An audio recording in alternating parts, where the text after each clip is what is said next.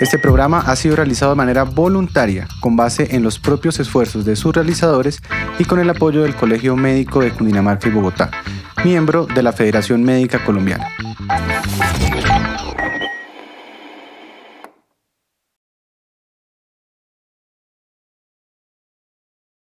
El derecho fundamental a la salud está definido por 4 elementos esenciales: la disponibilidad, la accesibilidad, la aceptabilidad y la calidad. Luego, cuando queremos abordar el tema del acceso regular a los medicamentos esenciales, está enmarcado dentro de un derecho emanado de este derecho fundamental a la salud, por ser un elemento indispensable para la prevención y el tratamiento de las enfermedades. Otro aspecto importante es que el acceso a los medicamentos es un indicador clave en el compromiso que tienen los gobiernos con el derecho fundamental a la salud. Soy Leonardo García Rojas, médico especialista en seguridad y salud en el trabajo. Me acompaña. Yo soy Alexander Tique Aguilar, enfermero y comunicador en temas de salud. Bienvenidos.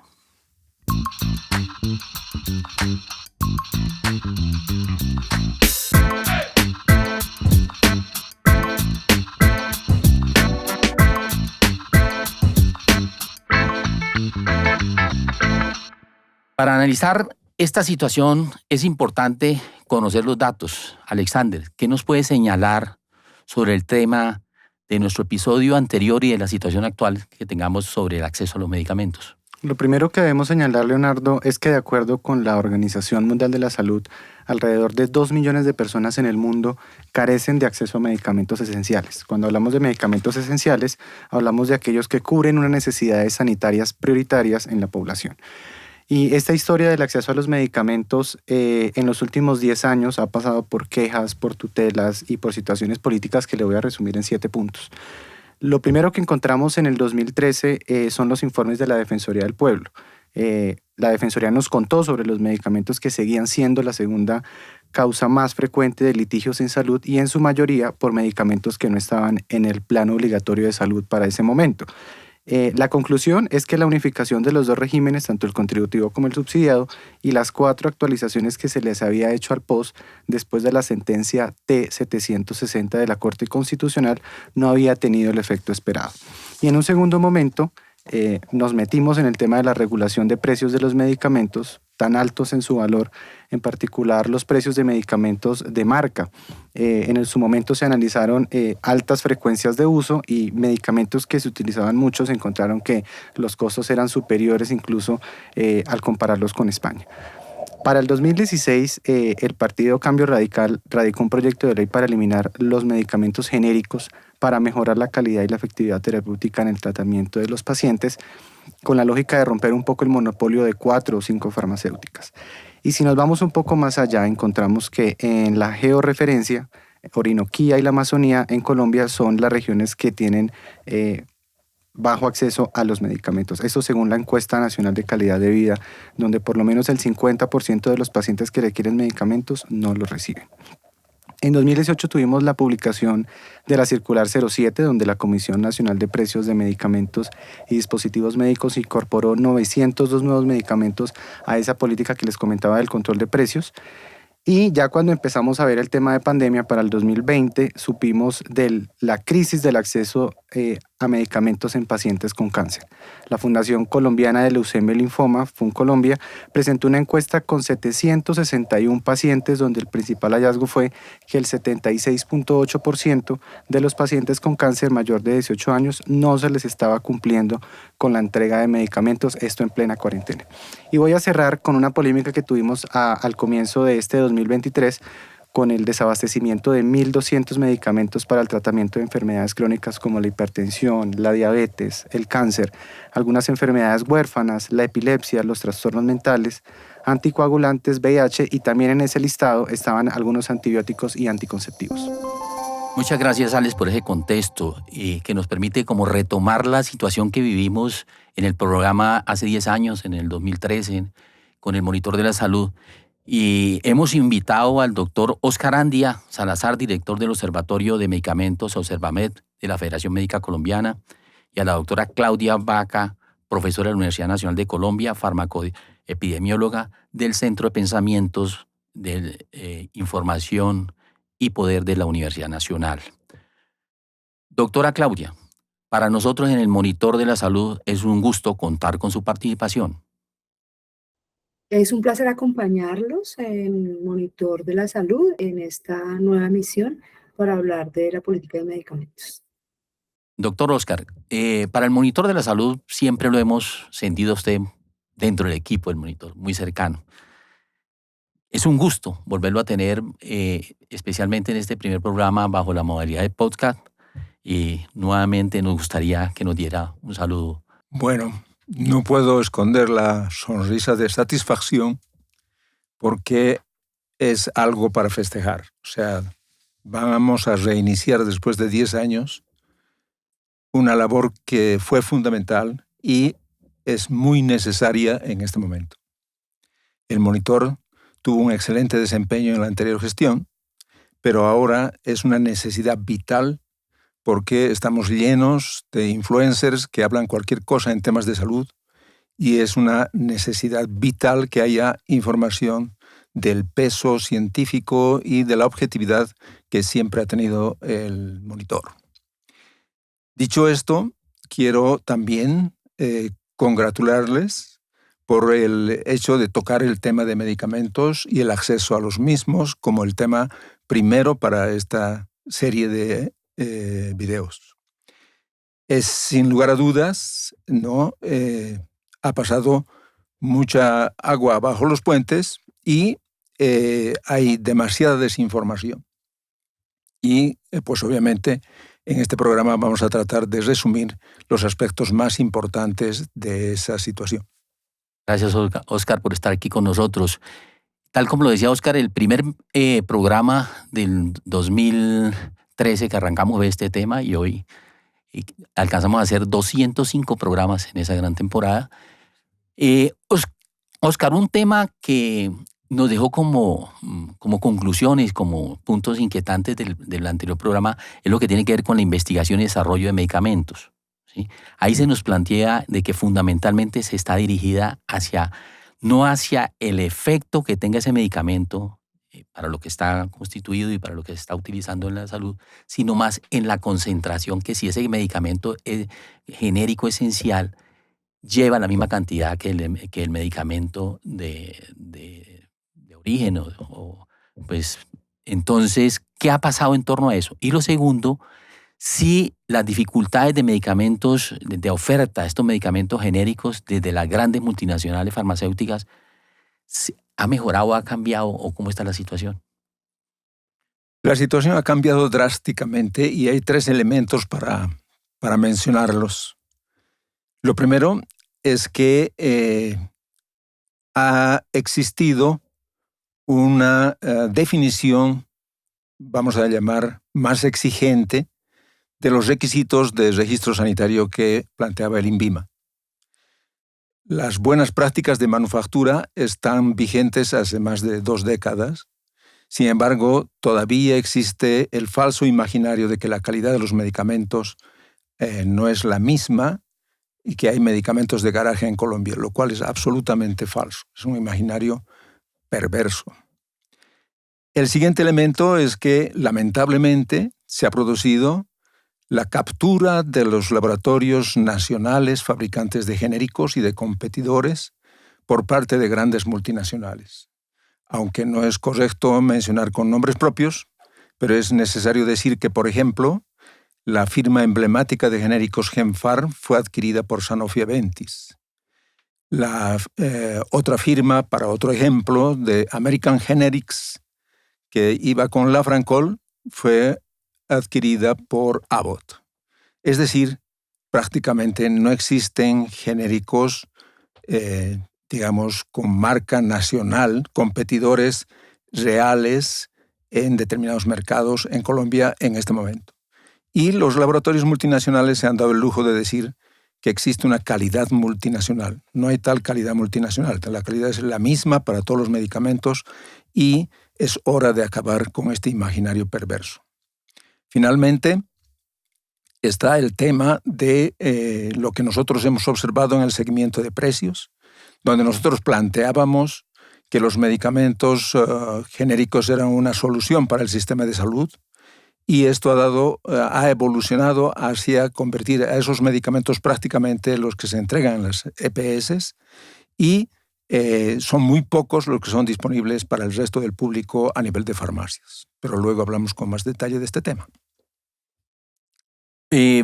Este mismo tema nos gustaría escuchar a la doctora Claudia. ¿Qué nos puede agregar sobre el proceso de investigación de medicamentos y en qué hemos avanzado?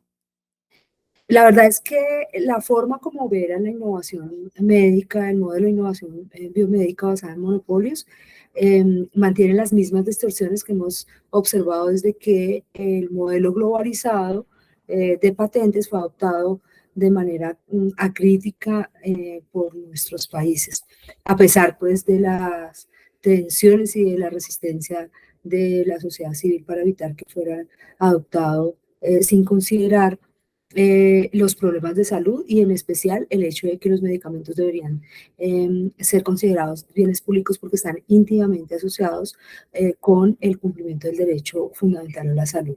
¿En qué consisten esas distorsiones del modelo de innovación biomédico? Nosotros hemos hablado de que al menos hay tres manifestaciones de esa distorsión. La primera tiene que ver con que el monopolio derivado de las patentes, que es como premiamos la innovación, ha generado un volumen de innovaciones que no en todos los casos genera mejoras y resultados en salud, no añade valor, no adiciona beneficios a las innovaciones existentes, al arsenal terapéutico existente. Hay una revista que se llama la revista Prescribir que de manera juiciosa y sistemática evalúa cuál es el aporte terapéutico de los medicamentos nuevos que se van aprobando en el mercado europeo. La última evaluación que se hizo fue en 2022 y la verdad es que el diagnóstico de la revista Prescribir es que la innovación médica está detenida, en algunos casos está congelada. Llevan varios años evaluando y, por ejemplo, en 2022 se evaluaron 124 nuevas moléculas que entraron al mercado europeo y establecieron que menos del 10% representaban un avance relevante con respecto al existente y que además cerca del 10% incluso podría generar más daños que beneficios. El ingreso de nuevos medicamentos que no representan un valor adicional real es una realidad que enfrentamos también los países pobres de una manera particular porque por ejemplo, Colombia, que adopta rápidamente las innovaciones en salud, las innovaciones médicas, lo que se registra en Europa se registra rápidamente en los Estados Unidos y el INVIMA al final también termina aprobándolo. Tiene que absorber estas tecnologías que no aportan valor adicional y que además son extremadamente costosas.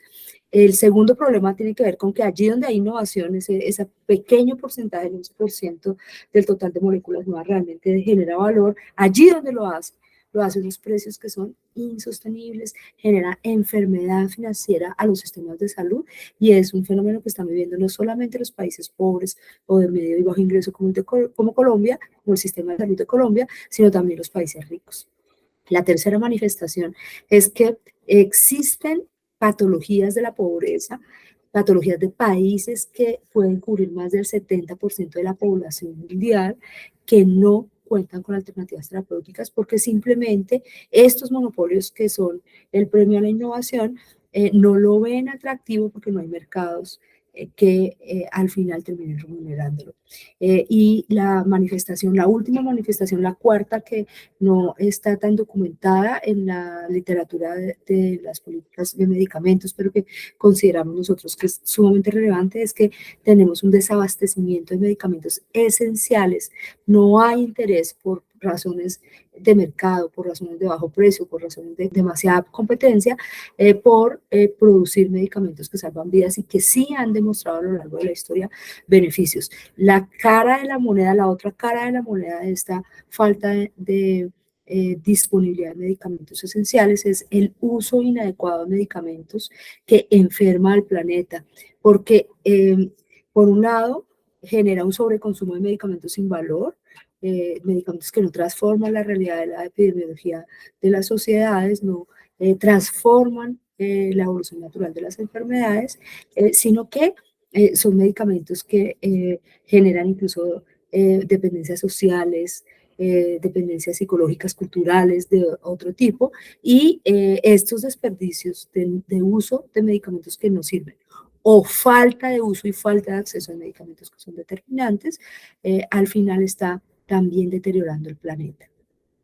Así que lo que yo tendría que decir que la realidad no ha cambiado en estos años, y al contrario la pandemia desnudó las fisuras que tiene el modelo de innovación biomédica basado en patentes.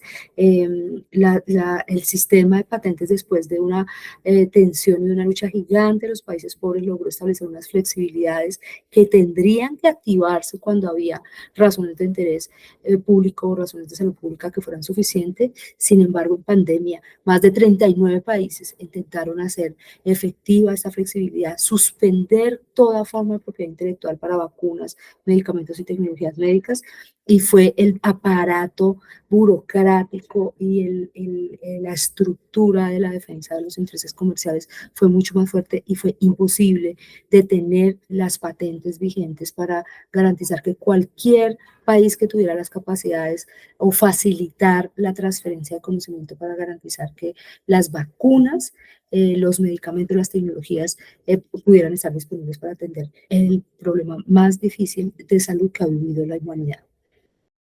Para usted, doctora Claudia, ¿hemos implementado medidas para posicionar mejor los genéricos en este país?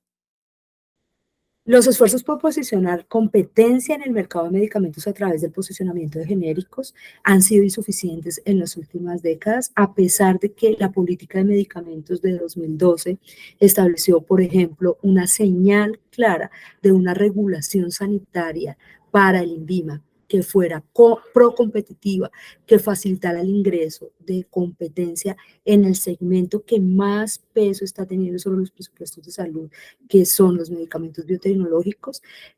Esa apuesta por flexibilizar los estándares sanitarios, evitando exigir pruebas redundantes que no aportaban información adicional, pero que sí retrasaban el ingreso de los genéricos para reducir los precios y aliviar el acceso y el gasto público en salud, no ha sido aplicado de manera suficiente por parte de la agencia sanitaria.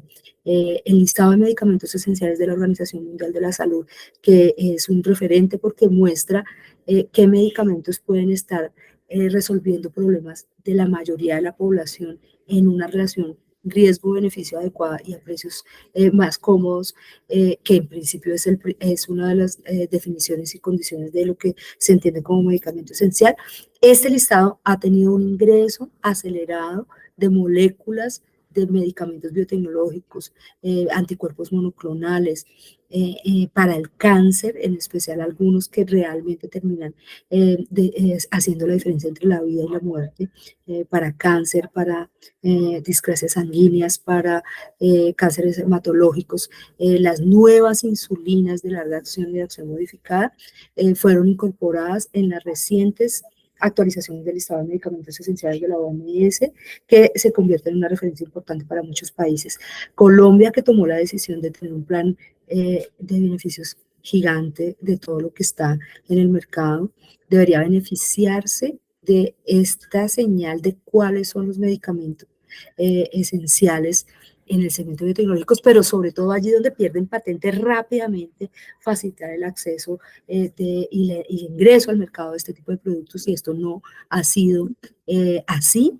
La velocidad en la que está entrando cada genérico nuevo de las moléculas de biotecnológicos que han vencido en patente y que se consideran esenciales tanto en Colombia como en otros países, ha sido muy lenta. El promedio del ingreso de cada genérico de estos medicamentos al mercado está tomando entre 3 y 5 años. Es un tiempo inaceptable considerando que las patentes están vencidas, y esto puede ser explicado en especial por las barreras regulatorias, y por el otro lado, allí donde han entrado genéricos, que son pocos, que son insuficientes, pero que están allí, la tasa de aceptación de esos genéricos para la formulación por parte de los médicos no es en la velocidad que se espera. Esperaríamos que por lo menos en el primero y el segundo año se haya compartido la torta del mercado por lo menos en el 50%. Esto no ha pasado así. En algunos genéricos, en algunos productos como el rituximab, en donde ya tenemos más de 3 monoclonales, sigue habiendo una dominancia del medicamento de marca. Necesitamos un esfuerzo más decidido por posicionar los medicamentos genéricos, por divulgar la evidencia que ya está disponible sobre los resultados en salud de estas moléculas, de esos nuevos genéricos que ha mostrado que son igual de seguros, logran desenlaces en el tratamiento adecuado, pero sobre todo pueden disminuir el precio lo suficiente en un 50, en un 80, en un 90%, de suerte que permitan el acceso y generen una cobertura mayor, garantizando además una mejor destinación por cada peso de los recursos públicos en salud. Así que no es solamente un asunto de una insuficiente estrategia de impulso de los medicamentos genéricos para garantizar su posicionamiento, sino allí donde la competencia es más difícil de entrada, que son los medicamentos biológicos biotecnológicos. De otro lado está el esfuerzo de garantizar una infraestructura de producción que permita no solamente la mejor competencia y la más amplia competencia, sino la suficiencia y la autonomía en aquellos casos en los cuales este tipo de medicamentos pueden ser determinantes de la sobrevivencia en condiciones extremas de emergencia como la que vivimos en la pandemia. Bueno, en la intervención de la doctora Claudia nos señala, digamos, 4 aspectos supremamente importantes que debemos de tener en cuenta y que son manifestaciones de todo lo que tiene que ver con el impacto de este acceso a los medicamentos genéricos. El primero es el monopolio de las patentes y su poco beneficio real que ha generado. Ella explica muy claramente que de ese 100% de productos que ingresan, solamente el 10% tiene un impacto real sobre la enfermedad que se está trabajando. ¿Sí? Y que además existe un 10% que tiene un impacto negativo para la salud de aquella ciudadanía que consume este medicamento. El segundo aspecto es que es de ese 10% donde se generan moléculas que tienen impacto sobre lo que se está buscando intervenir, el tratamiento de esas enfermedades es supremamente costoso, lo que lo hace también imposible para el acceso. Y el tercer aspecto es que no se hace investigación sobre las patologías de la pobreza, ¿sí? Ya que fundamentalmente se busca es la generación de más ingresos y utilidades para la industria farmacéutica y no a cubrir las necesidades del 80% de la población del mundo. Y por último toca un aspecto que tiene que ver con el desabastecimiento de medicamentos esenciales y su uso inadecuado y el uso inadecuado de medicamentos. Es una importante intervención como resumen interesante por la parte de la doctora Claudia. Bueno, igualmente se dejaron algunas propuestas en el programa que manejamos hace 10 años, año 2013. En la descripción de este video podcast vamos a dejarles el link para que ustedes puedan también conocer esa primera parte que tuvimos en el año 2013. Sin embargo, tuvimos algunas conclusiones allí y también propuestas que dejamos en este programa. Una primera era realizar investigaciones que demostraran la eficacia clínica del medicamento, porque las investigaciones que revisamos para el 2013 evaluaban principalmente la cantidad de oferta del medicamento base, pues en sangre, pero no la equivalencia clínica. Una segunda propuesta era revisar la mayor financiación de estos tipos de estudios en Colombia para mejorar la confianza del usuario y en un tercer punto, cómo mejorar la información a la ciudadanía en general para juzgar mejor el proceso de producción y evaluación de los genéricos. Doctora Andia, ¿qué podemos decir hoy sobre esas observaciones realizadas hace 10 años? ¿Qué ha pasado? Podríamos decir que la situación en la práctica ha empeorado, en el sentido de que hay más información, hay este fenómeno que mencioné de que los multinacionales hablan de genéricos de calidad multinacional, etc. Todos esos fenómenos no han logrado revertir este fenómeno perverso que existe en el imaginario de que los genéricos son de menor calidad por su menor precio. Junto con esa situación se ha dado que no se ha corregido lo que podría ser la investigación nacional como tal. Se han creado grupos de investigación que algo muestran de investigación local, pero realmente las farmacéuticas están acostumbradas a que una es la investigación que ellos llaman básica, que se hace en sus países, en los países del primer mundo, y otra es la investigación que se hace a nivel local, en los países periféricos como el nuestro.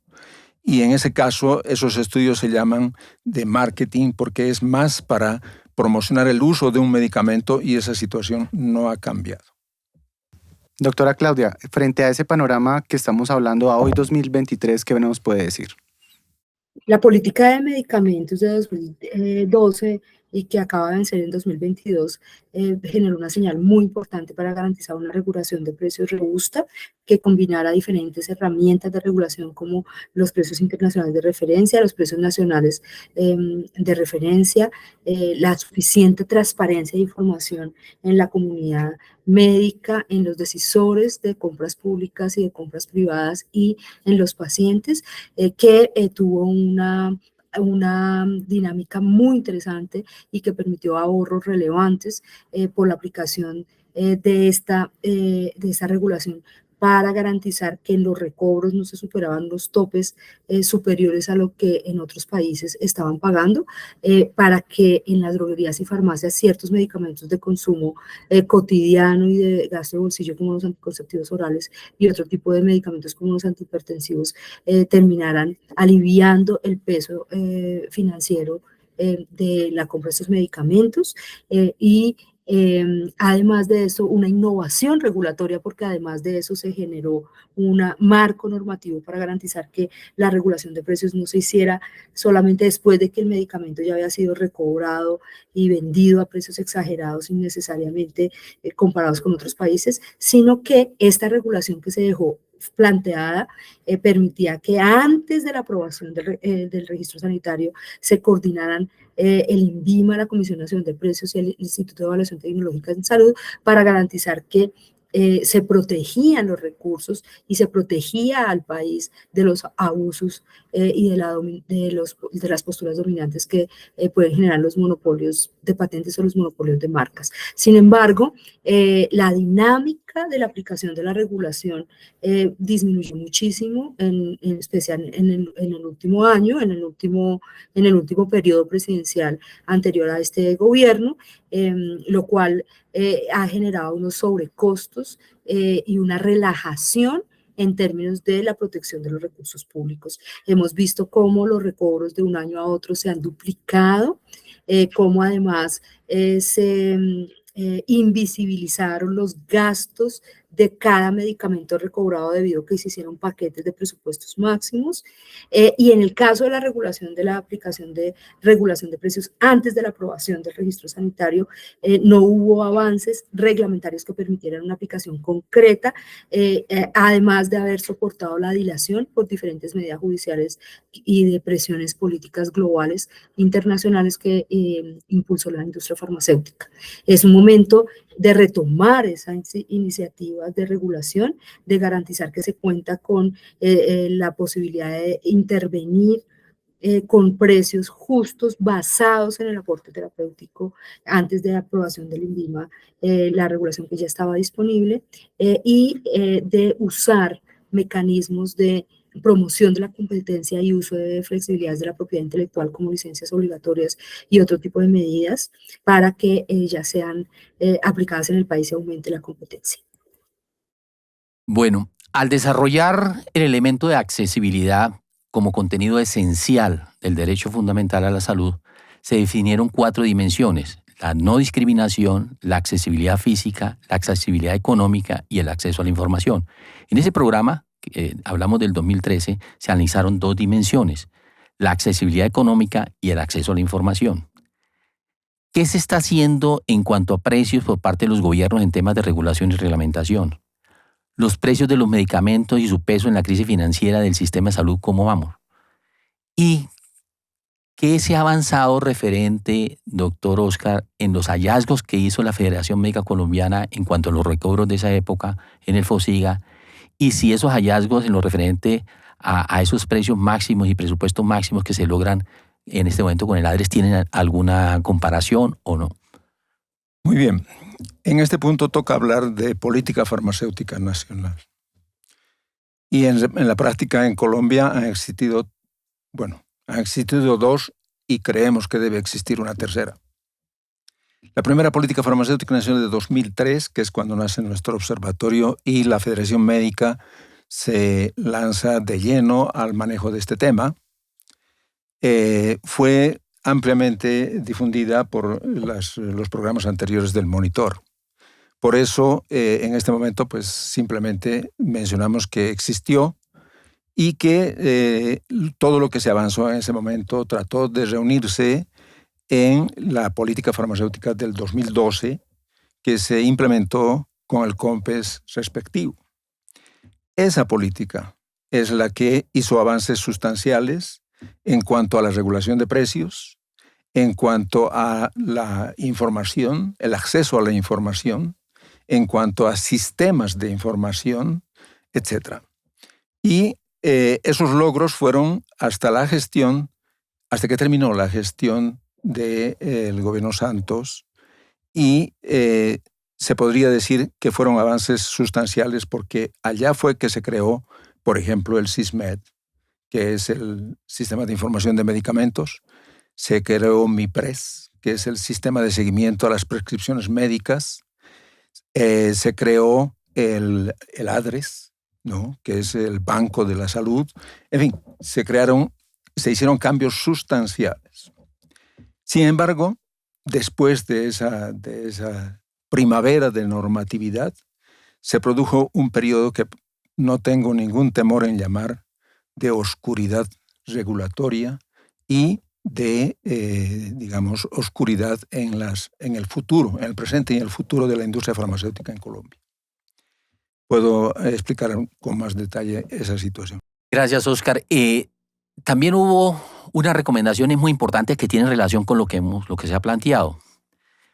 ¿Se ha tenido algún avance en algunas de ellas? Como ejemplo, potenciar los equipos conformados en el ministerio que trabajan en el tema de control de precios o regulación de medicamentos. Fue una recomendación que hicimos en esa época, que se ha avanzado.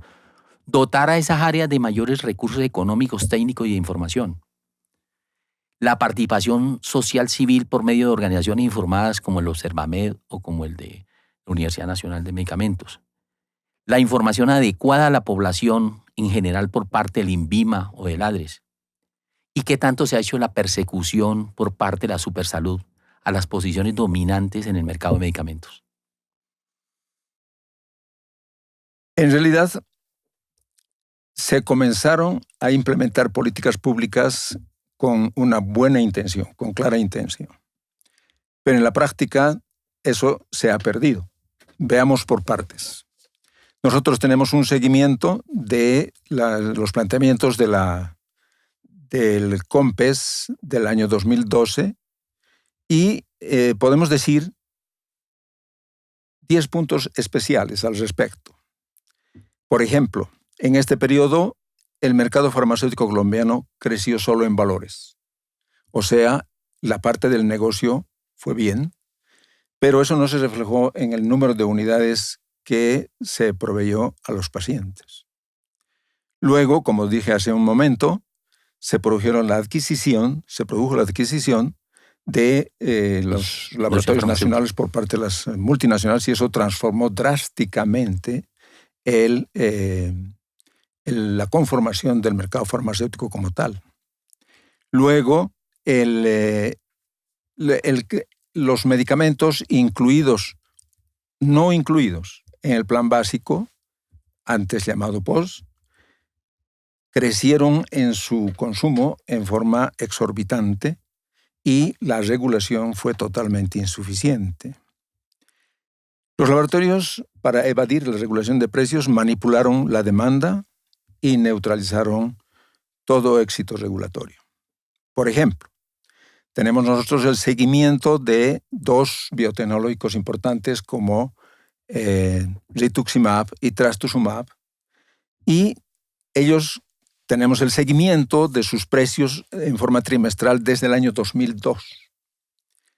Y se puede ver que en el periodo inicial, que nosotros llamamos la década o el octenio de la desregulación, los precios de estos biotecnológicos crecieron exorbitantemente. Luego vino el gobierno del doctor Santos y él habló de que se acabó la guachafita. Y se implementaron una serie de medidas, especialmente valores máximos de recobro y después las famosas regulaciones de precios con base en precio internacional. Para no extenderme, digamos simplemente que los precios de estos medicamentos bajaron prácticamente a la cuarta parte.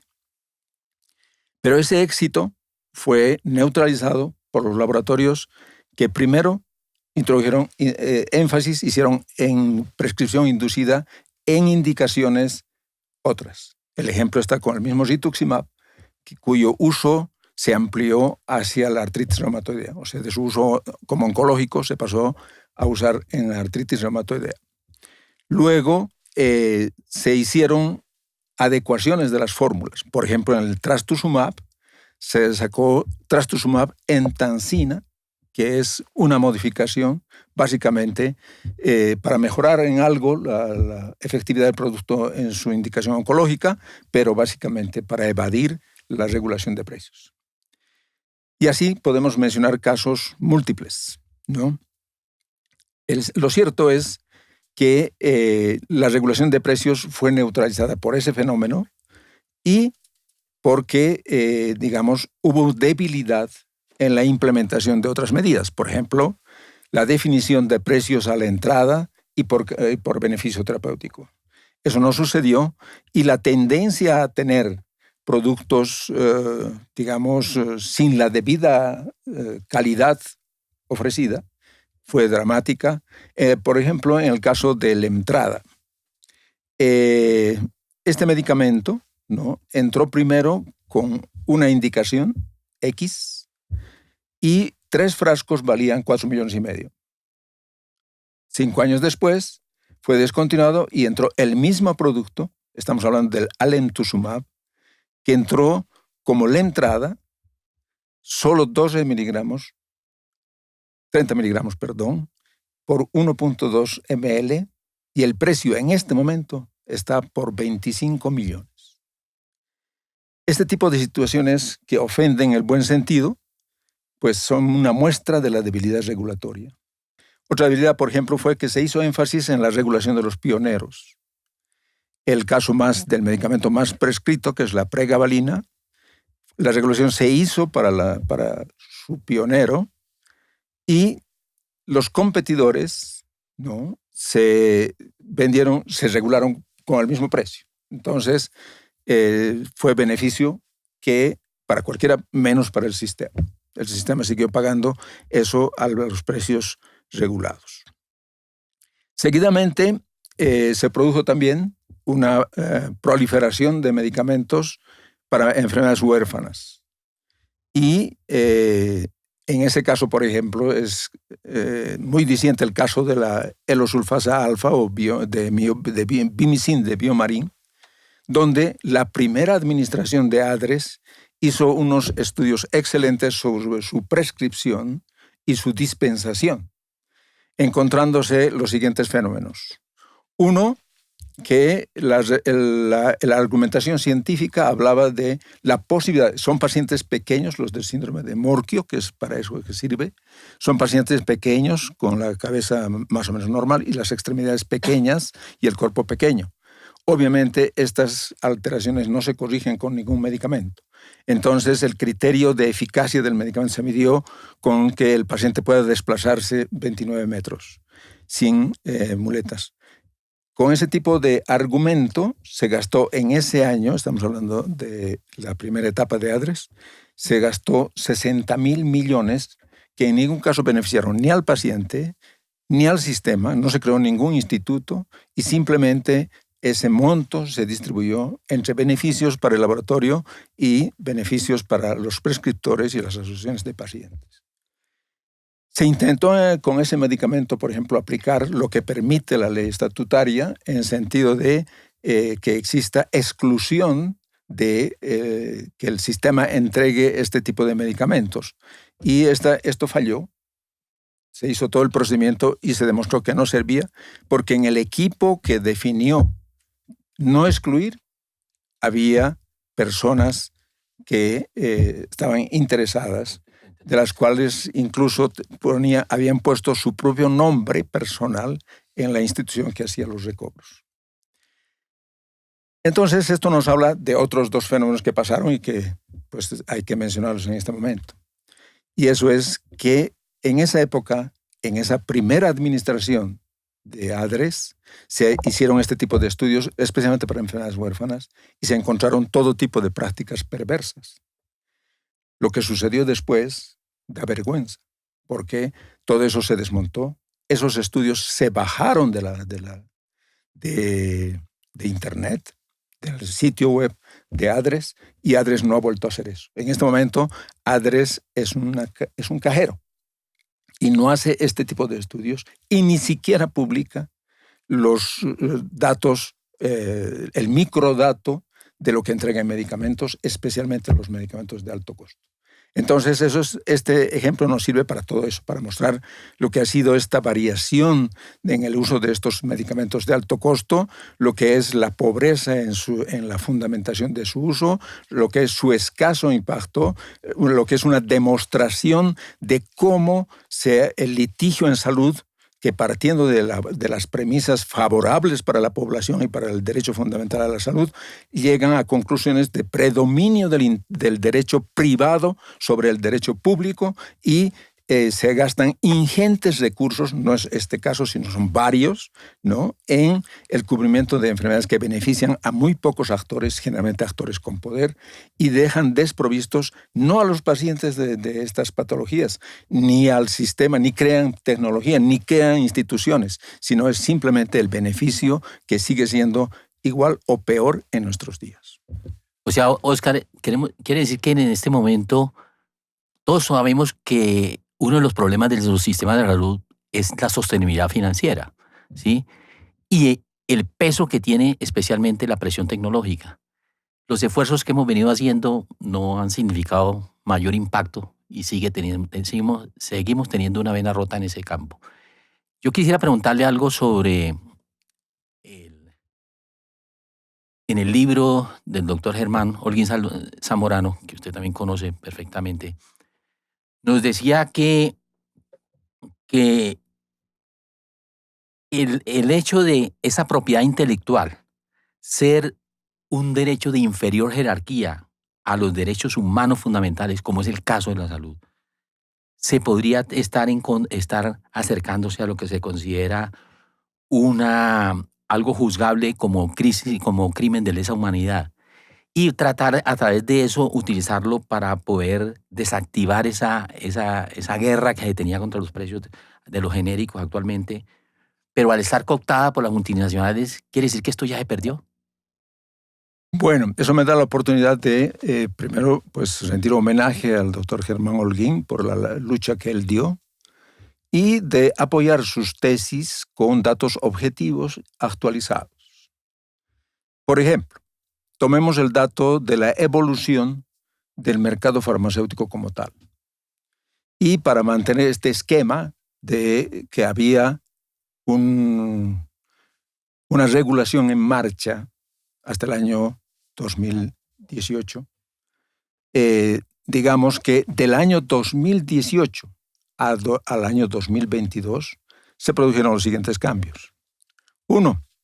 El mercado farmacéutico total en unidades pasó de 1.000 millones, como cifras redondas, el año 2018, a 2.500 millones en el año 22. Eso no es tan diciente si nosotros comparamos con lo que pasó en valores.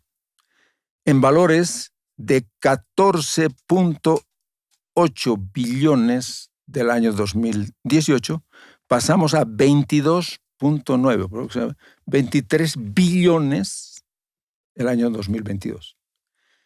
Pues esto es contundente y pues no hay ninguna duda de que existe en este mercado un dinamismo envidiable para cualquier sector de la economía. Y es producto de lo que hemos comentado en cuanto a lo que es la captura de la industria farmacéutica como tal por este tipo de productos de alto costo y la desviación de todos los criterios de propiedad hacia la industria multinacional. Eso sucede con el mercado en general. Pero si nosotros vemos los detalles, obviamente siempre hablamos de los biotecnológicos y de los biotecnológicos de los anticuerpos monoclonales. De ellos podemos decir que el 2018, ya no vamos a hablar de unidades, aunque son muy pequeñas, en 2018 los anticuerpos monoclonales vendieron solo 640.000 unidades y crecieron al año 2022 hasta 1.129.000 unidades. Pero en valores, el 2018 vendieron 1.2 billones. Pero no es eso, sino que el 2022 vendieron 2.6 billones. Es decir, duplicaron su cifra de negocios en los 4 años de la administración del doctor Ruiz y su jefe, el señor Iván. Bien, eso pasa con los biotecnológicos. Luego, nosotros hablamos de que hubo una cooptación de la regulación y apropiación de las políticas públicas. Entonces, resulta, por ejemplo, que es lo más diciente lo que sucedió con la diabetes.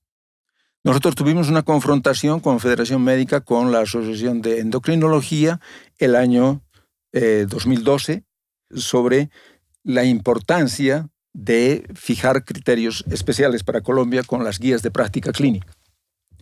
La sociedad estaban entrando en ese momento las llamadas gliptinas, concretamente la sitagliptina.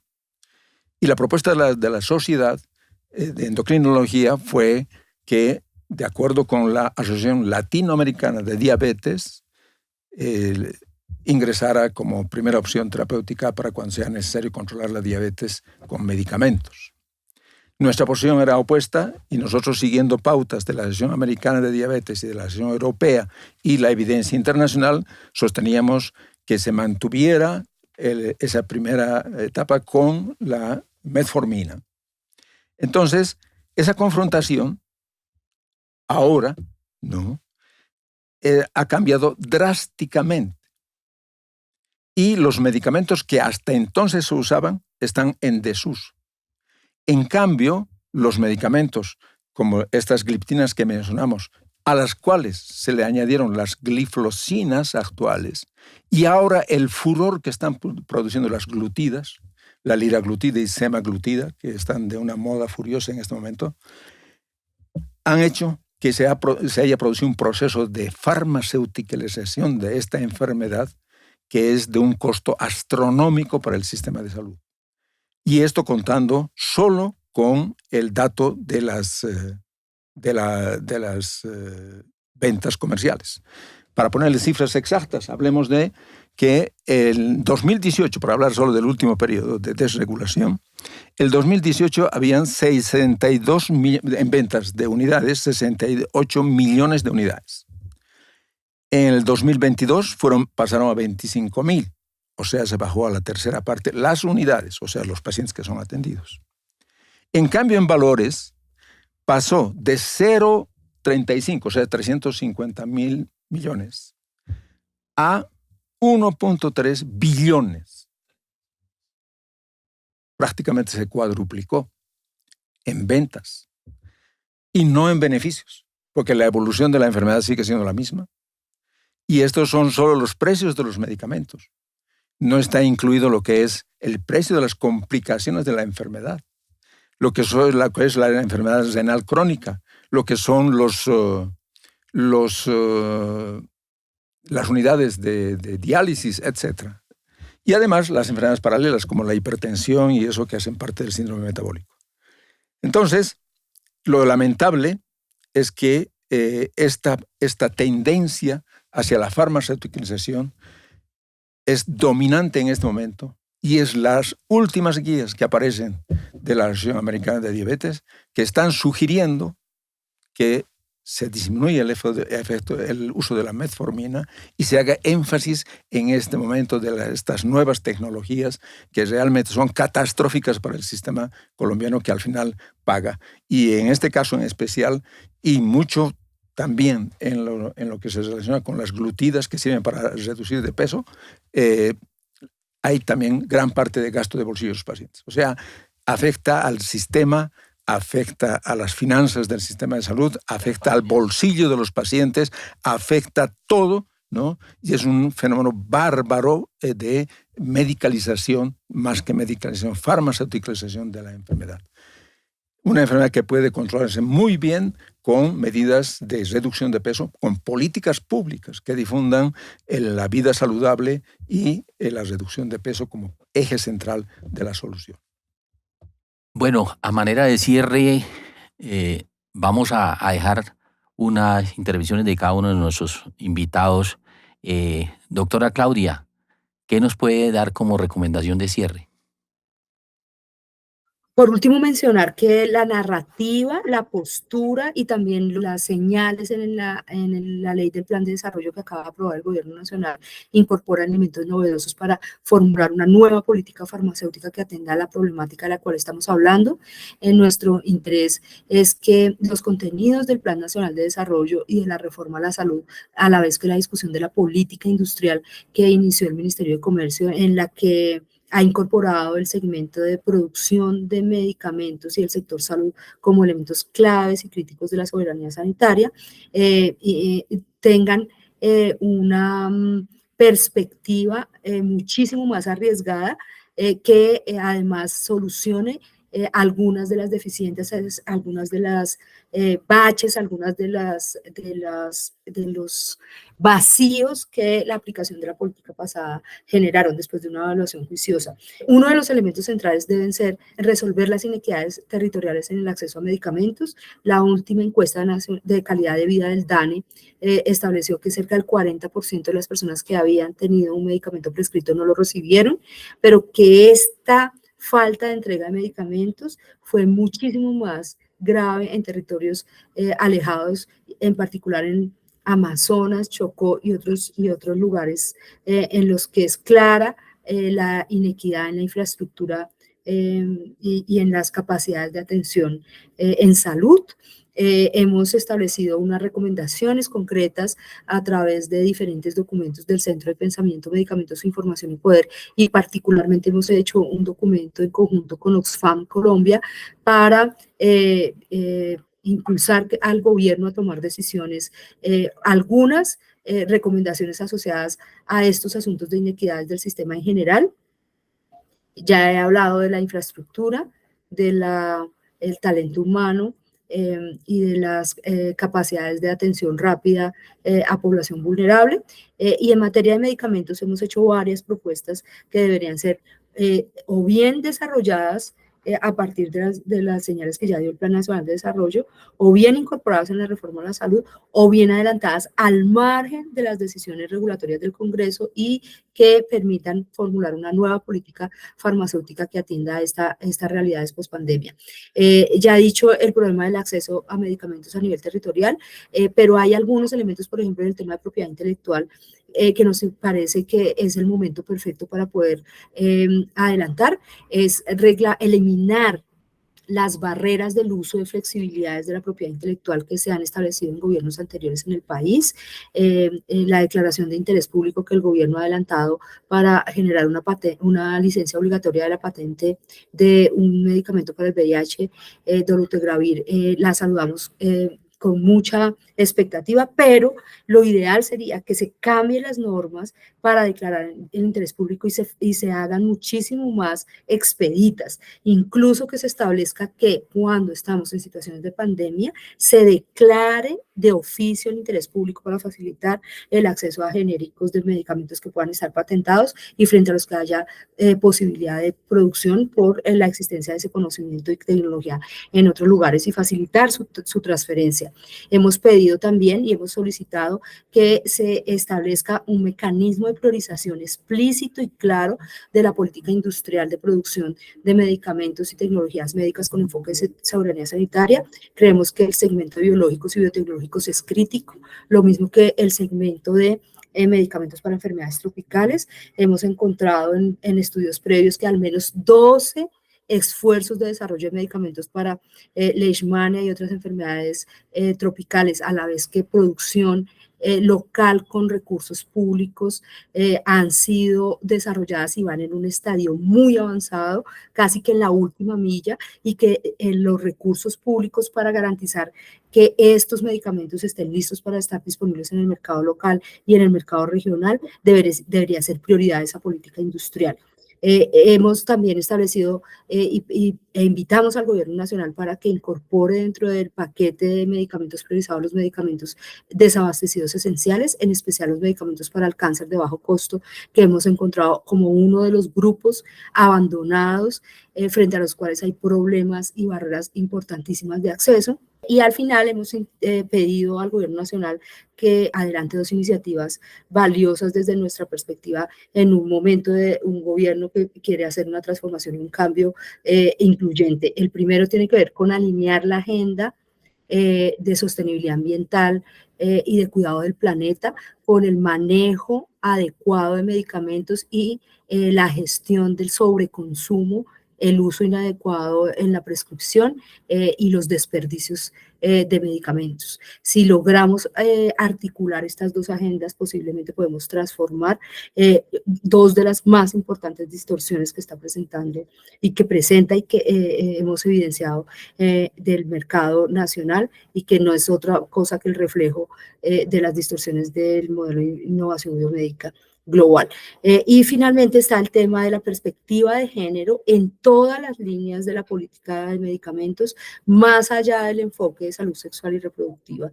Los documentos que hemos producido en conjunto con USFAM están disponibles y tienen recomendaciones concretas para que el gobierno nacional, la sociedad civil, la academia y otros sectores puedan alinearse en una transformación de la realidad del acceso a medicamentos y del uso racional de los mismos. Muchas gracias.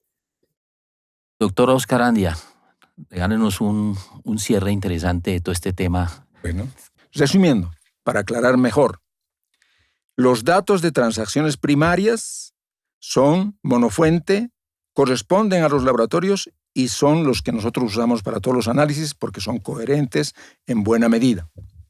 Los datos de transacciones secundarias son absurdos, no sirven prácticamente para nada, y los datos de transacciones finales son para tener una referencia, son inconsistentes, están llenos de problemas, pero sirven para tener una referencia de lo que el sistema paga en forma de cobros o recobros. Pero, en general, la oficina técnica del Ministerio de Salud no revisa, no valida ni analiza estos datos. Los publica tal cual. Por lo tanto, están llenos de inconsistencias. Y ADRES no publica ningún dato de lo que llamamos el microdato de los pagos que hace por cada principio activo, por lo menos de los medicamentos de alto impacto. Esa es la triste situación del sistema de información. Por eso, la Federación Médica como tal hizo la propuesta de un sistema único de información de medicamentos y todo el sistema de salud, ¿no?, con el nombre de SUIM, o sea, Sistema Único e Integrado de Información en Salud. Como eso, ¿no?, se perdió en medio de esta discusión absurda sobre la viabilidad o no de las EPS, que se volvió en el eje monotemático, que dañó toda la reforma.